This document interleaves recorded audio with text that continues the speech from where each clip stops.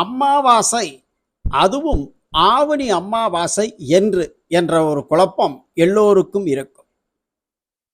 நாளை மதியம், அதாவது 22ஆம் தேதி மதியம் 12:54 இருந்து தொடங்கும் அமாவாசை திதி மறுநாள் சனிக்கிழமை மதியம் 12:29 வரை இருக்கிறது.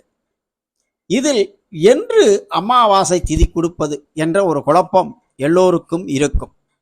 வாக்கிய பஞ்சாங்கப்படியும் திருக்கணித பஞ்சாங்கத்தின் படியும் நாளை அமாவாசை திதி கொடுக்கலாம். ஏனென்றால் மதியம் 12 மணியிலிருந்து 1:30 மணி வரை தங்கும் அமாவாசை திதியே அன்று அமாவாசை தர்ப்பணம் கொடுப்பதற்கு உகந்தது என பஞ்சாங்கத்தில் தெரிவிக்கப்பட்டுள்ளது. எனவே அமாவாசை நாளையா, நாளை மறுநாளா என்ற குழப்பம் வேண்டாம்.